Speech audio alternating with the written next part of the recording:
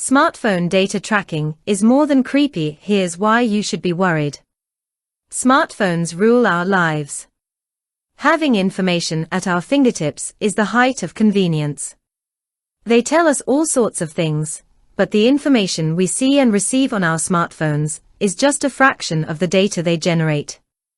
By tracking and monitoring our behavior and activities, smartphones build a digital profile of shockingly intimate information about our personal lives. These records aren't just a log of our activities. The digital profiles they create are traded between companies and used to make inferences and decisions that affect the opportunities open to us and our lives. What's more, this typically happens without our knowledge, consent, or control. New and sophisticated methods built into smartphones make it easy to track and monitor our behavior. A vast amount of information can be collected from our smartphones, both when being actively used and while running in the background. This information can include our location, internet search history, communications, social media activity, finances, and biometric data such as fingerprints or facial features.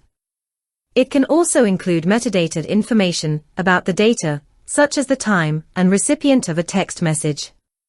Each type of data can reveal something about our interests and preferences, views, hobbies, and social interactions. For example, a study conducted by MIT demonstrated how email metadata can be used to map our lives, showing the changing dynamics of our professional and personal networks. This data can be used to infer personal information including a person's background, religion or beliefs, political views, sexual orientation and gender identity, social connections, or health.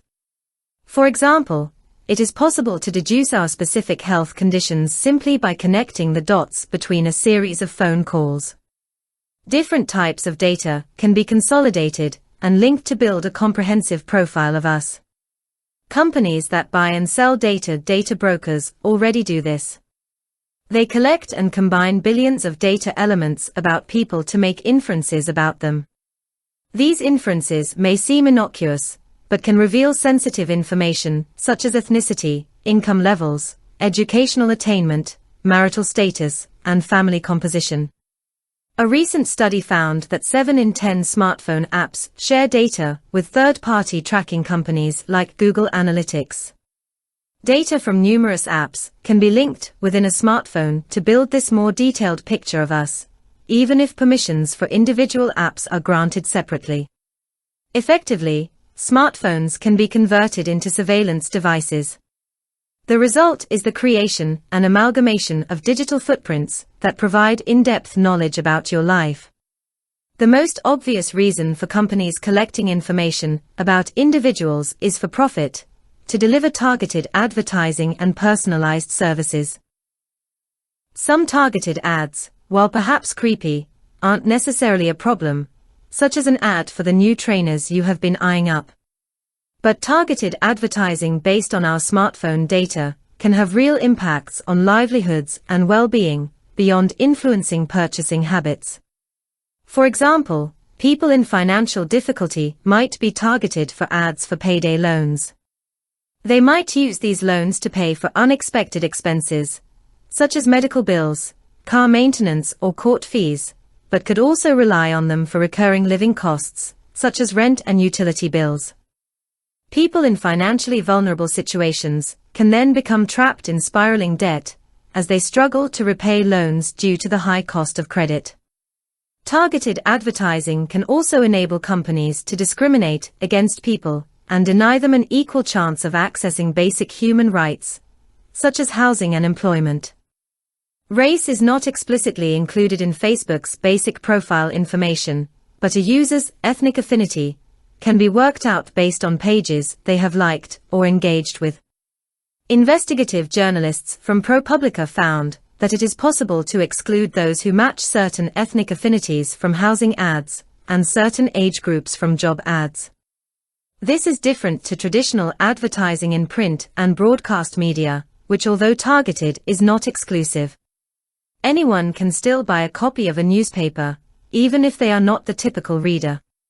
Targeted online advertising can completely exclude some people from information without them ever knowing. This is a particular problem because the internet, and social media especially, is now such a common source of information. Social media data can also be used to calculate creditworthiness, despite its dubious relevance. Indicators such as the level of sophistication in a user's language on social media and their friends' loan repayment histories can now be used for credit checks. This can have a direct impact on the fees and interest rates charged on loans, the ability to buy a house, and even employment prospects.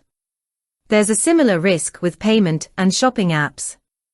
In China, the government has announced plans to combine data about personal expenditure with official records, such as tax returns and driving offenses.